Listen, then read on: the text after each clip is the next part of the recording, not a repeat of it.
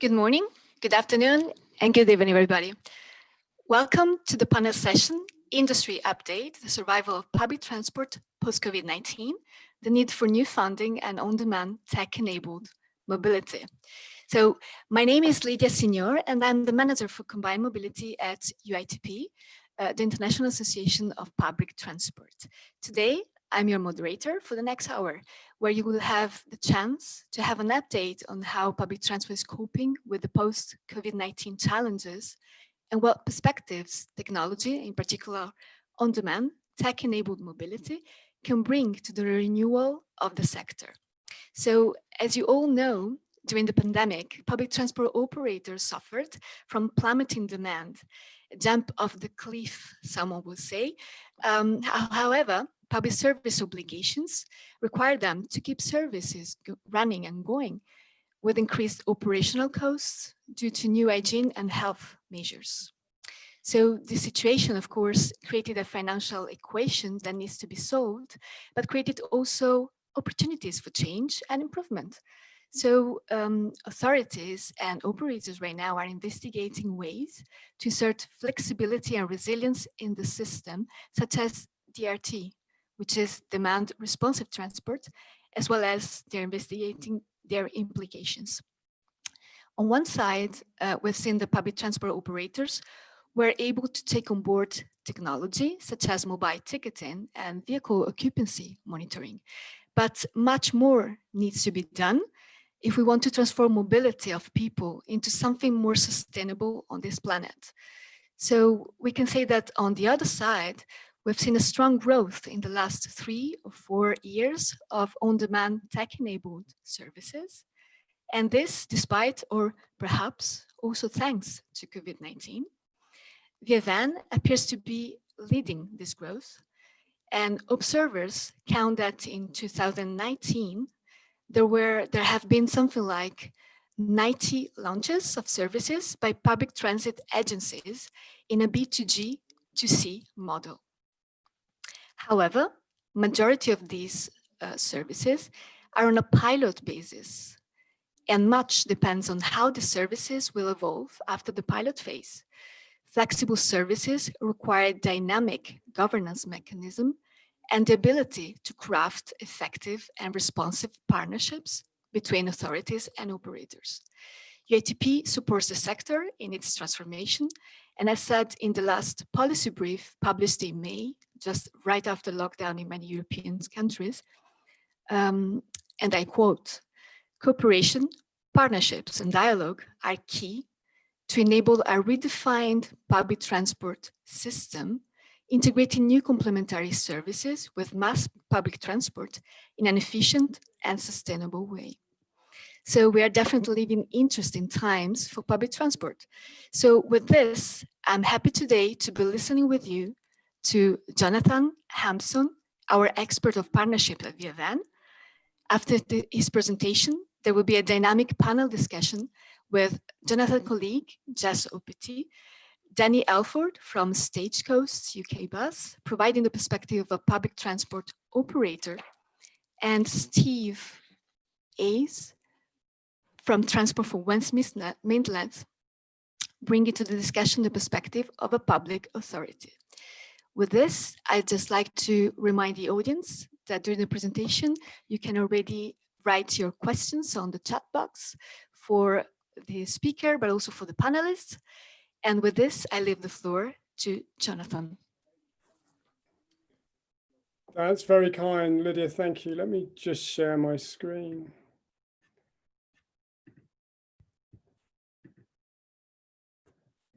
Great. Hopefully everyone can see my screen.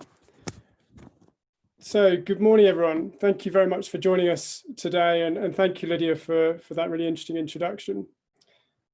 I'm going to dive straight in with what I hope is an incredibly uncontroversial, if I'm afraid a little bit downbeat start.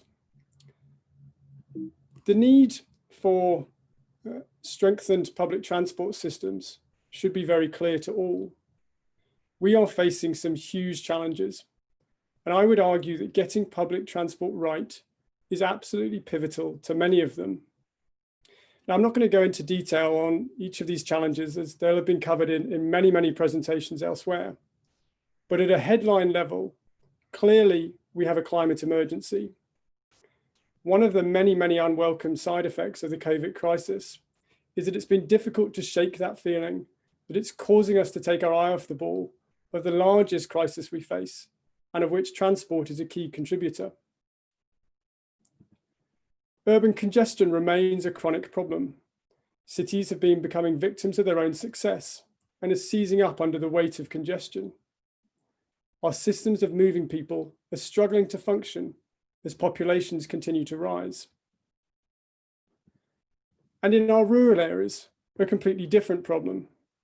Certainly in the UK, a decade of cuts has led to whole communities being entirely cut off from public transport, leaving them isolated from the jobs market, from local services, and often even social contact. And if strong public transport was pivotal to meeting these challenges, the trajectory heading into 2020 was distinctly worrying. In the UK, whilst a few areas were bucking the trend, most of the country had been seeing declining bus ridership for many years. The private car was winning as the public transport value proposition was faltering. Add into the mix the global pandemic that we now find ourselves in, and just as we needed public transport to be at its strongest and most compelling, instead it is in existential crisis. And even before the unwelcome signs of a second wave further clouded the picture, there were plenty of hints about how long the road to recovery could be for public transport.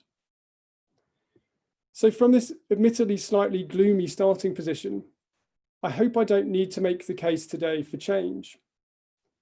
The question instead is, what kind of change do we want, and how are we going to achieve it?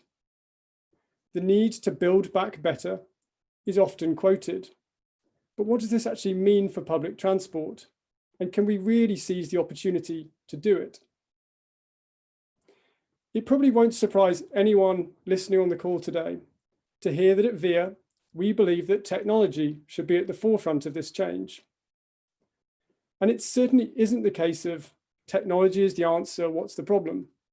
There are some very clear ways that tech-enabled mobility solutions, like digital demand responsive transport, can help. I'm going to bucket these into three categories and hopefully explain how. Firstly, economic mobility and equity. A truly successful public transport system has to work for all, regardless of geography, income level, or age.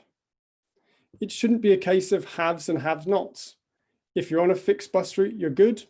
If not, you have no means of accessing the jobs market or local services and are entirely dependent on the private car. Digital DRT can solve this by ensuring that everyone in the given operating area has exactly the same access. Everyone is effectively within a short walk of their own bus route. Teesflex up in the northeast is a great example of this.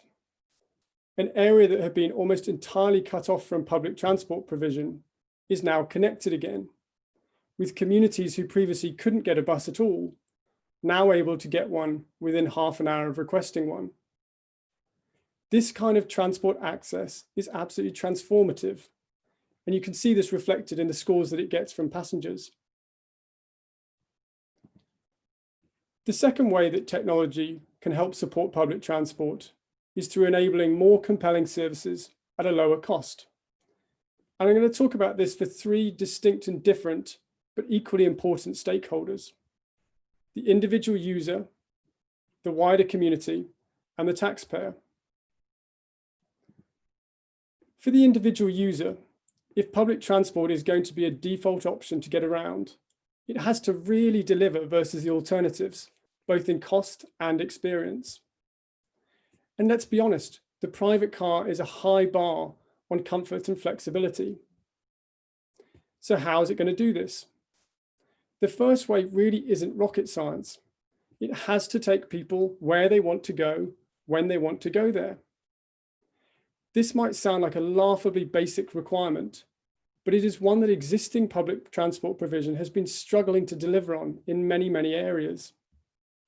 It just isn't good enough to expect people to shoehorn their lives around transport. Transport systems should be facilitators of lives, not restrictors. DRT helps achieve this by taking people exactly where they want to go and when they want to do so. It also though needs to deliver on this in a seamless user experience, and that this user experience needs to equally appeal to someone who perhaps lives their entire life through their phone, as much as someone that has no real concept of what an app perhaps even is. And that's why good digital DRT systems should cater for bookings through multiple channels: app, phone, and web. A successful transport system, though, also has to balance what is compelling for the individual with what works for the wider community. Get this balance wrong towards the individual, and you create congestion and cost inefficiency. Go too far the other way, and the service becomes unappealing. We believe that DRT optimally treads this line by filling the gap between the private car and regular public transport. Its convenience and flexibility can appeal to more people, while still achieving trip aggregation and shared mobility that ensures its efficiency. Right now, we are in clear need of solutions that will achieve modal shift out of private cars, and DRT schemes around the world have been proven to achieve this. Finally, it must be cost efficient as a way of meeting transport demand. Now, this is a tricky one to cover with the time that I have, but I would say a couple of things. Firstly, we have to be really careful what bar we set for public transport. History really should tell us that a profitability bar will not adequately serve all of our communities or achieve our aims. Indeed, the cost from such an approach will just flow elsewhere. Not investing in public transport is a false economy. The second point follows from this. If we accept that we need to invest in public transport, the question then becomes, what is the best way that we can invest that will achieve our broad aims of connecting communities and addressing our climate emergency by creating modal shift? It is in this regard that a DRT scheme can be a lower cost way of meeting demand than a network of fixed supported bus routes. The example of GoCoach in Sevenoaks illustrates this. At the start of the pandemic, the operator, in partnership with Kent County Council and ourselves, moved their entire fleet to DRT. They still needed to serve key workers and keep the network going, but doing this through fixed routes would have meant running buses that mostly would have been empty. Through DRT, they were able to cut miles driven and driver hours while significantly increasing utilization. And for passengers, going from an hourly service to an 11-minute wait time. I also want to make clear something else using the example of Sevenoaks. This is not a DRT versus fixed route buses where one size fits all. It is being clear where and when you deploy each solution. On your high frequency, high volume routes, almost certainly fixed routes is going to be the right solution. As demand becomes more unpredictable or dispersed, that is where DRT can be at its most effective. As demand builds back after COVID, GoCoach are using the data they have acquired from DRT on where people actually want to go from and to redesign their services and now incorporate a mix of fixed route and DRT in one app and in one holistic bus service for the community. The final way that technology can support public transport that I want to call out is particularly pertinent in current times. Whatever else we do as we recover our public transport system, building in resilience and flexibility is going to be key. We may not know exactly what the next 6 months will throw at us, but we should be confident in our transport system being easily able to cope with this. The natural features of digital services can be a facilitator of this. Firstly, you know at all times who is on a service. You can set the capacity on a day-by-day basis depending on circumstances at the time. All of these things help build confidence that public transport is safe. Teesflex that I mentioned earlier is a good example. Passenger numbers recovered faster here than in any other Stagecoach service and were quickly back above pre-pandemic levels. The other thing that digital services allows you to do is to adapt quickly as needs change. Because there are no fixed timetables, as demand goes up and down, it is incredibly easy to add or take away supply to best meet this. You can also pivot the service to meet an entirely new need. The Stagecoach Connect service for NHS workers was set up in 10 days to meet a crucial need. Likewise, our Berlkönig service in Berlin was pivoted to support key workers within days of that need emerging. So, what will it take to make this digital transformation happen? The first thing to say is that it is already happening. Around the world, Via and Via Van are working with cities, operators, and public transport authorities to digitize their services and make them fit for the challenges ahead. We have over 150 projects in all parts of the world and in partnership with a variety of stakeholders, cities, public transport authorities, and operators. These cover an increasingly broad range of public mobility solutions, from DRT services in both urban and rural settings, to fixed route solutions, to dial-a-ride schemes in non-emergency patient transport, to a complete overhaul of what home to school can look like, to employee shuttles, to mobility as a service and integrated mobility. The solutions exist. If we are to build back better, though, it is going to take investment, it is going to take policy, and it is going to take real commitment at every level of governance to ensure that we do not just rebuild something that was already showing real signs of being broken. Our world has changed this year. We have to ensure that public transport changes with it and for the better. Technology absolutely does not have all the answers, but it does present an opportunity. Our team, both here in the UK and around the world, stand ready to help our partners seize that opportunity. Thank you. Lydia, I'll hand back over to you for the panel.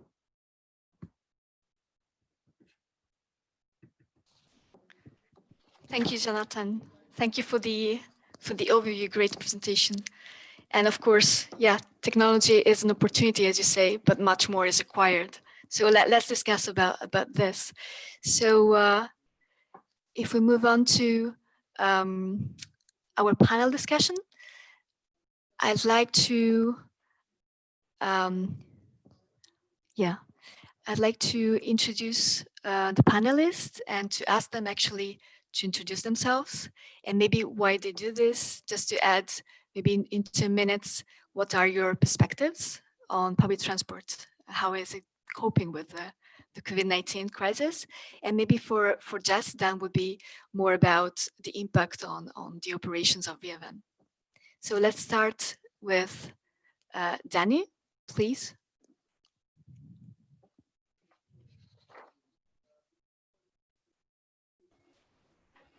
Thank you, Lydia, and thank you, Jonathan, for that presentation. As Lydia mentioned, my name is Danny Alford. I am the Business Development Director for Stagecoach UK Bus, and really represent 19 operating companies across the UK, where pre-COVID levels, we were carrying 3 million people a day. And it won't be a surprise to anyone to find out that in our darkest hour, that was down by about 90%. So COVID has had a huge problem, a huge challenge for us.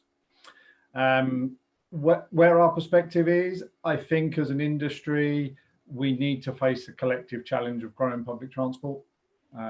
We recognise the challenges, but we can't grow that in a particular colour. It has to be, we have to grow the size of the pie for public transport. We have to make it usable, and we have to make it easy and modern in the way that people wish to interact with public transport. And as Jonathan alluded to, we need to give them a transport solution in the way they want to interact with it and a way that suits their modern day lifestyle.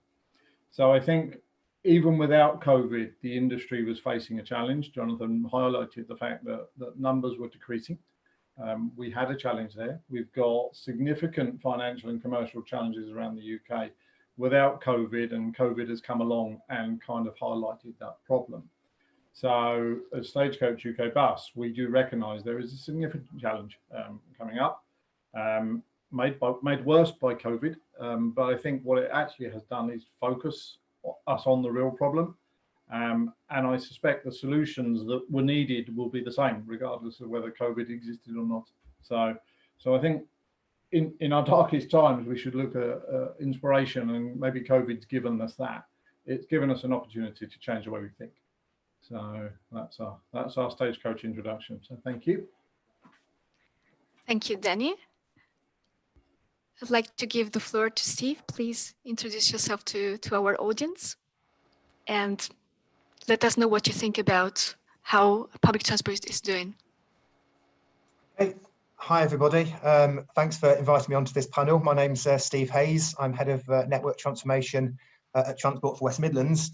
For those of you who don't know, Transport for West Midlands is the transport arm of the West Midlands Combined Authority, and we cover the three cities of Birmingham, Wolverhampton, Coventry, and the surrounding towns and districts. And it's a very congested region, a very busy region.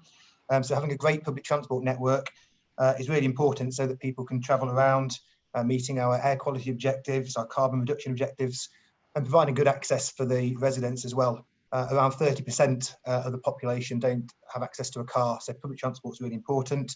And just to put it into context, we have pre-COVID around 260 million bus journeys a year in the region, about 50 million local rail journeys, and around 20 million journeys on our tram.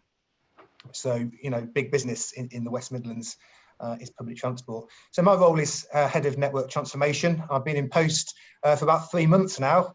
And yes, that means that my interview for the post was at the beginning of March, when the severity of the pandemic just wasn't understood. I had to do a presentation on the 3 main challenges facing the industry over the next few years, and COVID didn't even get a mention back then. So I still got the job, however. And I think it's fair to say if transformation was desirable back then, it's inevitable now. Before Transport for West Midlands, I was head of transport at Milton Keynes Council, which is well known for its transport innovation and heavily car dependent. It's also a very fast growing city, and so we had a strong emphasis in trying to encourage people to use public transport there. I've actually worked in transport for around 20 years, primarily in roles to develop and improve public transport, and that's always been in partnership with commercial bus operators. So it's been really depressing to see the impact of the pandemic on public transport over the last few months, particularly the messaging advising people not to use it. In the West Midlands, the complete network is now up and running again. So we've got 100%, in fact, over 100% of pre-COVID buses running, and patronage, number of passengers, around 60% of what they were. So it's going to be interesting to see whether this week's announcements about, you know, the second wave and discouraging people from going to work again is going to impact on that. But in reality, it's difficult to see how, without serious public intervention, passengers are ever going to get back to the levels that they were this time last year. We're going to have high unemployment, we're going to have residual health worries, and many people have quite liked the flexible working that we've had over recent months. So just seeing those volumes come back is quite difficult to see. So I think in a do nothing scenario, patronage might get back to around 80%. I think that's what many analysts are saying. But of course, that's a big problem when recovery funding ends. Operators are going to need to resize their networks as a result. And that's not going to happen evenly across the network. Some parts are more profitable than others. So we could see huge swathes of the country if we're not careful without bus services if the funding isn't there. So that's going to have a disproportionate impact on some of the poor and more vulnerable in society. It's going to make our carbon reduction targets even more challenging. So I think there's a compelling case for ongoing public support, but also a necessity really to think differently about public transport along the lines that Jonathan and Danny were saying, so we can make it an alternative choice, an attractive choice for many more people. Interesting. Thank you, Steve, and happy to know that.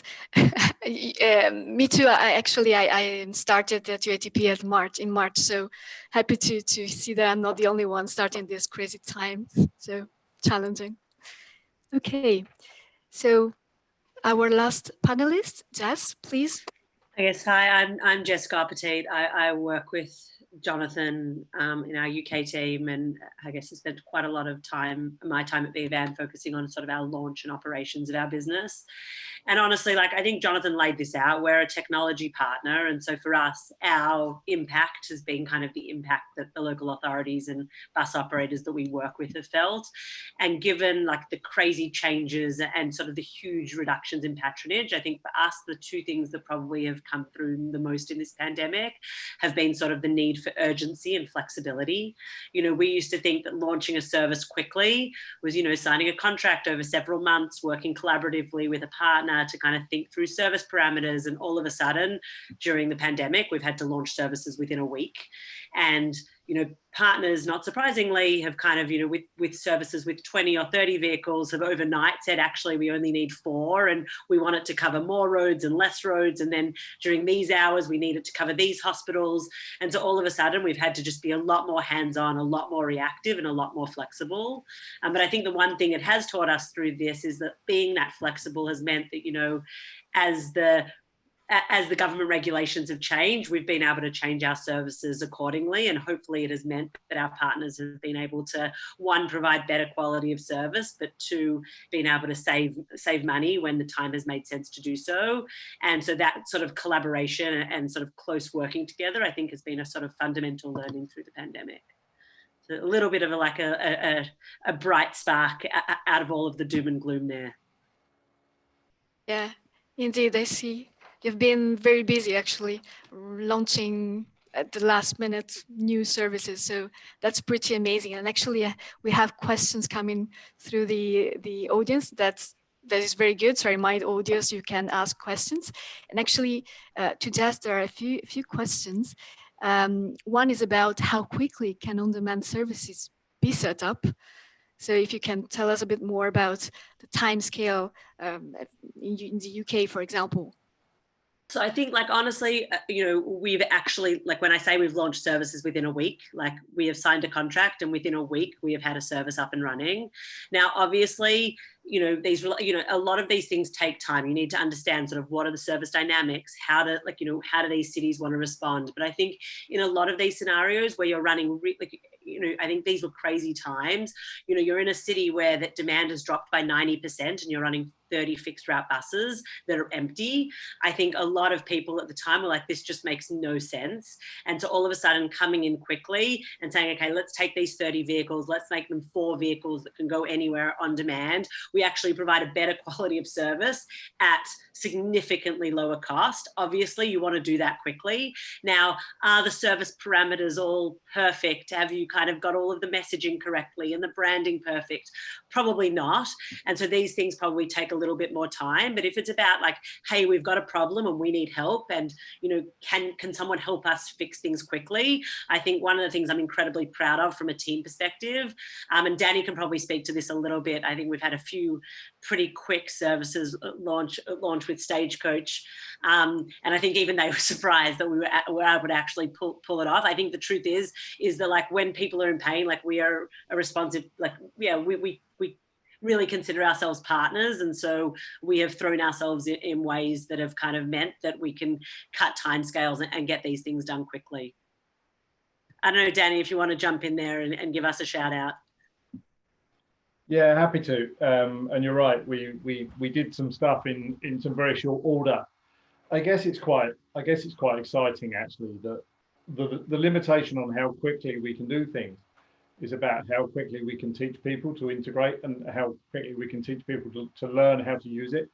And that's a lot easier these days with social media and things like that. But actually, it's that public education of how to use a different type of bus service that is the biggest obstacle in all this now. We've got ourselves to a place that actually we can be dynamic, we can launch quickly, we've got resources, we've got capability, we've got products in the app stores that work. But actually it's the human ability to adapt and use things differently and learn how to use our systems that is the inhibiting factor here. So I think this is a really great example of how technology can be a real solution here. But actually it's the challenge is human behavior and how we get people to adapt to doing things differently. Very interesting. Thank you, Danny, for this point. That actually allowed me to jump to another question about talking about people and equity. And actually, this is back to Jess. So how do you see the risk with people being left behind by technology? How we can ensure that technology is providing for everybody? Yeah, I always find this like an interesting question, because I think a lot of people are like, oh, just young people are going to want to use apps and it's the way young people are going to go around. But you actually look at most of our services, and a lot of our like most loyal users end up being actually people that don't have smartphones or that are wheelchair accessible passengers. And so just a few things I would say there is that, like, I genuinely believe that demand responsive transport is something that changes the equity dynamic and really is accessible for everyone. And I think Danny can talk about this, but like, we have most of our services have wheelchair accessible fleets. We provide phone booking support, concessionary travel schemes, cash payments for the unbanked. I think there are ways to make these services incredibly accessible, and it's something we're fairly passionate about. And one like small anecdote I'll give is that, like, we ran a pretty cool pilot with Transport for London in Sutton over the course of the last year called Go Sutton. And our Freedom Pass riders on that service were by far our most sort of like loyal and beloved riders. And a lot of them made bookings without a smartphone. So they actually dialed in and made bookings. And so while I think it kind of does allow for greater flexibility and hopefully a re-engagement of younger generations and getting them to get back into public transport, I also think that it's something that really does span demographics and really is a sort of an equity enabler, rather than something that is really only targeted a subset of people. Thank you, Jess. And you're touching on a point also, there are many questions coming actually, so I'm just trying to pick up questions. There is a few concerns about booking actually that you just mentioned.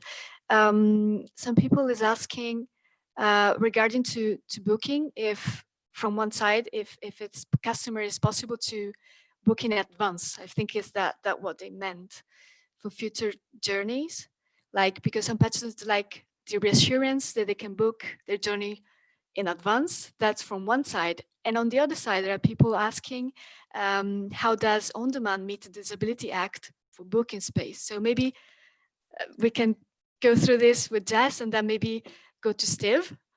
Yeah, so on the accessibility front, I mean, I think there are obviously like, it's very service dependent. So obviously, like, I don't want to speak collectively like we have one service. We have, you know, globally, we have more than 150 services. Even in the UK, we have numerous services, and all of them look a little bit different. But from an accessibility perspective, you know, we have gone through, you know, as a company, we are incredibly focused on accessibility and making sure that our services are accessible to all. And that goes from sort of font and ease of use of the app to voice enablement, to allow for people to be able to book if they can't necessarily see the app so well, to being able to dial in if they don't have smartphones, to having fully wheelchair accessible. So I think all of those things, without knowing the specific question or exactly what this person wants to know, I think we can make our services as accessible as they need to be. And it's something that we continue to work on pretty aggressively as a company. On the ability to pre-book versus not, again, this is something depending on the app. We have services that are fully pre-booked. Actually, Transport for Wales is a pretty good example, where we have both on-demand and pre-booking running in the same sort of app. So for some services, it totally makes sense that you want to be able to get to and from a doctor's appointment, you want to be able to book in advance. Other times you want something that you can kind of like, hey, it's raining, I was planning to walk, but I actually want to catch the bus, and I'm in an area where there isn't a scheduled bus service, and so I'd like something to come on demand. And one of the amazing things I think about our back end is that we have a very good ability to scale that to service. So we run some services fully on demand, we run some services fully pre-booked, and we run services that are both on demand and pre-booked. And I am sure, Jonathan, to anyone that is actually looking at this, feel free to reach out to Jonathan. We can show like demos and simulations that show how these two services stack up and how they sort of, how they compare day to day. I think Steve can kind of allude to the fact we had actually a service, or we did a lot of this at least thought through in Milton Keynes on how they were thinking about on demand. I know at TFWM are also pretty actively thinking about demand responsive transport and how it might fit into their sort of forward-looking landscape. So I don't know, Steve, if you have any sort of thoughts on either of those topics as well. Yeah, I think the key thing for me, I mean, certainly the solutions we were looking at in Milton Keynes was the adaptability and the flexibility that demand responsive transport provides. So we felt there was a case for it in terms of supporting the wider bus network in Milton Keynes. So, you know, as we heard about earlier, buses are very good at taking large volumes of people from common destinations to common origins. But lots of people's journeys aren't like that. So DRT certainly plays a role in complementing that bus network. But also, you know, if you're thinking about the whole local authority transport provision, it's providing, you know, many authorities are providing non-statutory ring and ride type solutions for people who can't use bus services. There's the whole social care piece, thinking about the NHS as NHS patient transport, home to school transport. So there's, you know, big lumps of use there that DRT potentially has a role in joining together. So it's not necessarily a single, you know, bespoke solutions for each of those categories. It's looking at DRT as an overarching solution, a sort of white label, as it were, which then you can direct to serve that need. So, you know, actually having low floor big buses running around everywhere all the time is actually quite inefficient, because an awful lot of users don't require that. You don't need wheelchair accessible minibuses or taxis on all routes. You just need a small proportion of your fleet that's able to meet that capability, so that when the user either calls or taps their vehicle to come, they get a vehicle that's appropriate to them, whether that be for a disabled person or a regular user, or any other specific use case that a user might have. So it's really a targeted solution for the customer, rather than a one-size-fits-all solution that you know we try to shoehorn everyone to use, which is really what bus networks are. Yeah, indeed. It's a very interesting point to stress, actually, that it's not one type of solution, but it can be many. As many, there are the user profiles, but the needs, but also the use cases, as Jonathan was pointing out in the presentation. So there's a variety actually of solution that can be customized. So this is something that is very interesting in this kind of service. I think that we are straight into the subject. So I'd like to continue to explore the role of technology in this change. As we were saying, the change of public transport. So I'd like to ask Danny now about Stagecoach. You know, we know you have a number of DRT schemes that you launched recently, like TSFlex and Stagecoach Connect. So how do you see this model fitting into the recovery? Thank you, Lydia. Yes, so TSFlex was launched ironically just before COVID, so that was launched in February. And then we've actually launched three solutions in the COVID era, which were in response to specific COVID problems around the NHS. And just to pick up on the last point around pre-booking, one of the key things in that was the ability and confidence we could give to the NHS key workers that they were going to get to work at the right time. And that's what pre-booking did for them, was it gave them that confidence that if they book it, and they book it as I want to arrive at, I want to be at the hospital for 8 o'clock in the morning, then that was achieved. So that's absolutely was absolutely key in making the success of those services. So where does DRT fit into the wider picture? I fully get the point, as Jonathan alluded to earlier on. And Steve will recognise this. There are a number of networks out there. There are a number of our networks out there that were challenging prior to being restricted by COVID. They are increasingly challenging now, and will be increased even more so as we face the recovery of the bus industry.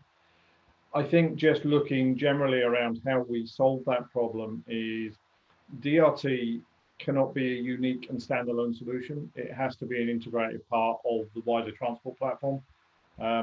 We said earlier, we need to deliver transport in a way that people want to want to buy it and want to use it.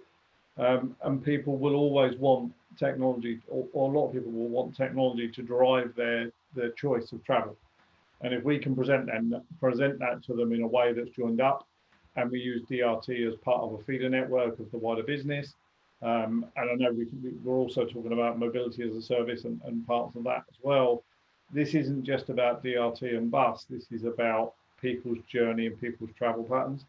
And that's, I think, is key to any recovery. And actually the future of public transport is, as I said earlier, we can't do it in one colour. And whether that's a company or whether that's a mode or whether that's a colour of bus, we have to look wider than that. And we have to put all the options on the table and find a way that commercially it works to integrate all those and use all the tools at our disposal to rebuild the public transport network. Great, totally agree. Yeah, great, Danny. It's indeed, we need to look wider and to see all the implications and how we can build back something different better. So on this, jumping on the last point you were making about the commercial viability, I'd like to ask Jess about this. And actually that links nicely with a question that I got from the audience that I thank. The question is, how can we make smaller DRT services sustainable when we're having to reduce capacity due to the distancing restrictions, which increases the cost per passenger? So this is in the sense of commercial viability of DRT now with the restrictions, but if you can just expand the answer in general, that would be great. Thank you. No, and it's a good question, and I kind of echo a lot of what Danny just said regarding, you know, it's about an integrated mobility system where there are feeder network, you know, there are parts of the system that make sense of DRT, then there are parts of the system that make sense as fixed route networks, and providing something the user wants to use and that caters to their need, I think is critical and foremost. But when it comes to sort of the commerciality question, I think the thing I find really hard with DRT is that I think it really depends on what are we being asked to do, or what does the city want? And often we kind of, you know, the question is like, oh, this specific service in this rural setting was not commercially viable, and so how is DRT anywhere commercially viable? And I think, you know, I'm going to slightly plug a different part of our business, but we have a separate business that is a consulting arm. It's kind of a secondary consulting arm, and they do a lot of these sort of network redesign reviews quite often, where they take existing patronage data, existing bus subsidy, and they say, okay, for a given level of subsidy, do fixed networks make sense? How much of this should go on demand, if any? And while it's not always the case that DRT is more commercially viable, I think, you know, in the vast majority of cases, given a specific network that isn't high fixed, you know, high density, you actually find that for a given level of public subsidy, you can provide a much higher quality of service using demand responsive. And so I think the commercial viability question is like one where, like, in a lot of parts of the UK, the bus network is just not commercially viable. And I think this goes to Jonathan and Danny's point earlier, like there just needs to be a larger pot in order to be able to provide the public transport that is needed across the country. But I don't think it's that DRT is more expensive. I think just providing quality of service to certain parts of the country where there isn't the commercial density to get 40 or 50 people per vehicle hour into a bus is required. So I think that's my one point on the commercial viability. The thing about the current environment is I actually think the DRT has been a lot more commercially viable than fixed route during the current environment. So one of the things is, okay, yes, you can get fewer people in a vehicle at any given time, but you also, given that demand is lower across the country, you actually have to run fewer vehicles. And on a fixed route network, you don't really have a choice. If you have 20 routes, the minimum that you can run is 1 vehicle per route if you're going to cover the entire area. But if you replace those 20 vehicles with 3 on-demand vehicles and demand is incredibly low, you actually can provide the same quality of service at a much lower fixed cost. And so actually what we found in this current environment is that the flexibility of DRT is actually provided for, I think, a much more commercial setup, particularly when the government regulations are changing constantly and the vehicle numbers therefore should be fluctuating accordingly. So hopefully those answer the two questions together. It was a mildly complicated one there. To me, it was clear. Thank you. I hope for the audience as well. Lydia, could I just jump in on a point there? Because please. I think Jess was making a valid point, but there's another level to that. It's quite interesting that in Mansfield, Hull and Lincoln, in Grimsby, our DRT services were rolled out using existing bus infrastructure. This wasn't a dedicated fleet. This wasn't, as people tend to see DRT solutions, as in dedicated minibuses and all that stuff. The actual vehicle is very dynamic. It's more about where the technology tablet sits. So we were able to roll out DRT services using traditional buses, which not only gives a capacity back, because even under social distancing we can still get a measure of people onto a bus, but actually what it does demonstrate is that even bus can be flexible in the way it delivers its operation. That those buses were doing fixed route during the day, and then at peak hours for the NHS Trust, they were converted into a DRT model. And I think that's key also, that actually it isn't a bespoke fleet. It is dynamic and can be used in vehicles can be used in multi operating modes. Yeah, that's an excellent point. Yeah, indeed, there's flexibility and capacity to be integrated in something wider. And this actually goes back for the last maybe questions. We have, I think, 10 minutes for the discussion. And actually, I like to jump the level of government, actually. So there is a wider question about what do we need to accommodate change? So what is the role of government? What are the steps actually to include these changes? But I think there is also more questions coming from the audience, if I can find it now. So yeah, I think it turns around what is needed to be. Yeah, basically it's a question for everybody about what you suggest about supporting, enabling, and including this kind of services in a predominantly digital future. So this is a little bit to add, but again, what are panelists, your take on the role of government? What should be done next? What are the implications to include flexibility, to reply to answer to the needs of different people and different use cases? We have seen great examples from UK. We have seen what technology can bring. So what is needed to take this on board from the government perspective? And I'd like to start with Steve on this. Well, I think it's about thinking outside the box a little bit. And as I mentioned earlier, you know, councils, and I'm talking about a local government perspective here, because I think the tools for, you know, these DRT solutions pretty much do already lie within the hands of local government. So I mentioned, you know, the various transport challenges that we face. So there's the challenges the commercial bus operators face, but of course they are also challenges for the cities. Once commercial services become inviable, which if patronage doesn't rise, they will be. There's challenges for local authorities' existing subsidised bus networks. So thinking back to Milton Keynes, now we spend about £3.5 million a year on subsidised bus services. A lot of them very low usage. You know, by definition, the reason they were subsidised was because not many people were using them, and actually they were an irrelevance for many people. You know, so that was £3.5 million going into providing services that actually were they meeting our overriding objectives about, you know, cleaning up the air and reducing emissions and bringing accessibility to people? Probably not. There's probably better ways of doing that. At the same time, we were spending £1 million on a ring and ride service. Our social care colleagues are spending several £1 million, tens of £1 million perhaps on statutory duties the local authorities got. So it's around looking at all of these things holistically, actually, and recognizing you've got a huge number of people there needing to travel around.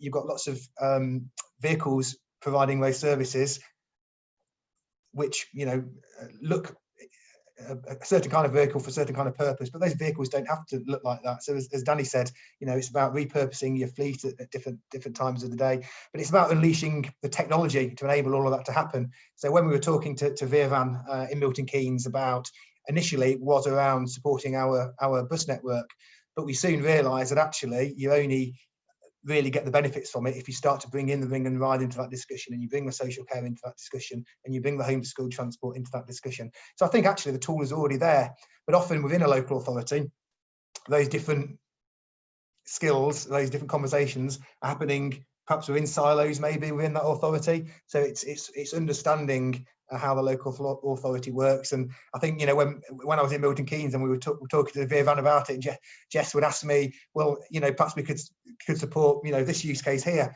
And, I didn't necessarily know who to speak with in the local authority about that. So it's about taking that holistic view of all the transport that a local authority is providing, working also with the private sector, as Danny mentioned, that they've got the expertise in that commercial environment that needs to be part of that bigger picture as well. So it's building great partnerships with those bus operators, making the case, and as we've heard today, that actually this isn't competing with fixed buses. Fixed buses absolutely have a role in many areas, but equally there's many areas that fixed buses don't actually work very well. We've been pumping money into some of these areas for years. Patronage is going down and not up, and that's going to continue. Why would it change? So actually, it's about taking a holistic view of the network, all of those functions the local authorities provided, and seeing where DRT can help support some of that. Thank you, Steve. So naturally, I'm going towards Danny. What's your take on the role of government in enabling change in public transport? Yeah, I think they're absolutely critical, and the next 6 to 12 months is quite important in how we engage through that process, because neither one side of this is going to fix this. We have got to come together, and we've got to find a way to do long-term sustainable transport solutions. We talked about, I think Jess talked about pilots and running short-term initiatives. Our initiatives in Mansfield, Hull and Grimsby were on a 3-month trial. 3 months is no time at all. The difficulty is changing culture and getting people to use buses and transport differently. It's quite difficult to do that in 3 months. So we have to take a longer term view on this. And we have to find a way to work together to make sure that we can deliver long-term sustainable and viable solutions. Because some of the DRT or mobility as a service type products, or even e-mobility, bikes, scooters, are all in the mix here of actually how do we make transport more sustainable? How do we solve that? Jonathan mentioned the carbon challenge, and it's absolutely right that we need to continue to move people to public transport. And if we've got to face that together. And the way to do that is to join up and solve it as a government and industry and technology business. So it's absolutely key that we continue to work closely together. Can I come in as well, Lydia, on the funding piece? Because I think that is absolutely imperative. So as Danny said, even before COVID, the scale of the change that we need is enormous. So to decarbonise our transport network, we need to increase the number of people using shared transport massively. I'm talking about doubling, trebling or more. And you've got to think, actually, is that realistic? So in most places, bus use has been in slow decline for 70 years. And that's despite, the strong endeavours of bus operators, local authorities, people like me. We've done some great stuff and seen some significant enhancements in some places. But in terms of that grand challenge, it's just tinkering around the edges, really.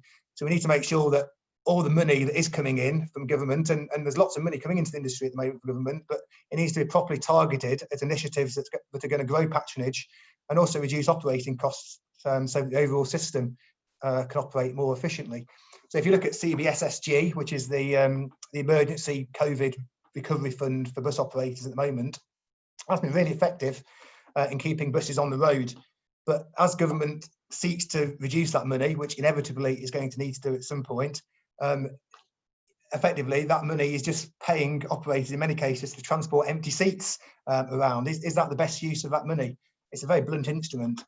So absolutely that funding is needed, but it needs to support a sustainable recovery. For example, purchase of zero emission buses that are cheaper for operators to run, bus priority measures that reduce journey times, targeted fare reductions for groups such as young people, unemployed people, to get actually more people onto the transport network. And it's also considering, as I said, different models such as DRT and how they might complement the bus network in some areas. But the best mix of measures is going to vary from place to place, from city to city. So that's where in the West Midlands, we're pressing for devolution of all that funding that's coming in. Give it to the local authorities, give us the flexibility to work with bus operators and target that funding to where we can get the best value. Thank you, Steve. Thank you, Steve. That allows us to go quickly to Jess before finishing, but indeed the perspective of the public authorities is the overview, and then to try to find the best use of money in this time, and then to set different kinds of measures that can allows us to get there. Jess, from your side? Honestly, I feel like those two just covered that question pretty perfectly. I tend to agree. I think large swaths of money without conditions or without real targets or progress doesn't necessarily feel like the most efficient way to spend public money. And so I agree with Steve. I think it's got to be much more targeted, and I think it needs to be goal oriented and driving the broader objectives. And I think he also brought up an earlier point that I want to re-emphasize, which is I've been sort of blown away as I've gone to speak to sort of local councils and local areas about, okay, how does SEN transport work? How does community transport work? How does the NHS Trust dial-a-ride system work? How does the bus network work?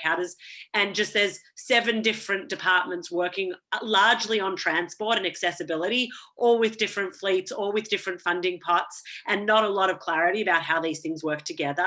Like the importance of saying, okay, in order to use taxpayer funding most efficiently, like let's say, okay, this is the amount we have for transport. These are all of the various needs. What is the fleet? How do we use it the most dynamically to get the most amount, like the highest efficiency, the best quality of service, the best accessibility for the given amount of funding? To me, just feels like such a question of first principles. And I think we're starting to see this unlock as local government is under huge financial pressure, and they kind of have to figure out ways to save money, that all of a sudden these people are coming together and they're realizing they can provide the same quality of service at a reduced cost if they just think about things a little bit differently. But I'm really glad that Steve made that point because I think it is a really, really big one and not a bad one to end on. Thank you, Jess. Thank you very much. I think maybe I'd like to give a 1 minute to Jonathan. So if you want to have a close word on this after your presentation. Thank you, Lydia. As I think, and thank you to the panelists. I mean, there's been some excellent points made, and hopefully for the audience listening today, it's been really useful to hear the range of perspectives that exist. I mean, certainly to end on that last point, our belief is actually change is going to need to come from absolutely everyone. So certainly government has a role to play in ensuring they create the right funding incentives, the right policy incentives, and that not just to build back exactly as before because the world has changed, but to create the right incentives for change and supportive mechanisms for change. So hopefully it's been really interesting for everyone to listen, and thank you to the panel for giving up their time today. And Lydia, thank you very much to you for hosting so well. Thank you. Thank you. So I think with this last word, there's not so much I can add, but again, thank you, the panelists. Thank you, Jonathan, for the presentation and to bring this topic on the table.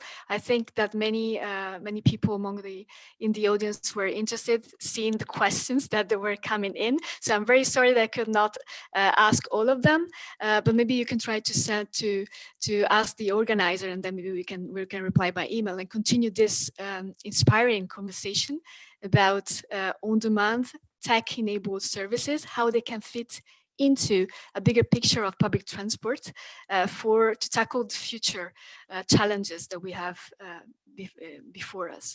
So with this, I think that we we say bye. I think that the time has come to thank you all and to greet the public and to finish the panel. So thank you very much again. Thank you, Danny. Thank you, Steve. you. Thank you, Jess and Jonathan. And I hope you find this panel interesting. Thanks, everyone. Thank you. Thank you. Thank you very much. Thanks, everyone. Bye-bye. Bye-bye.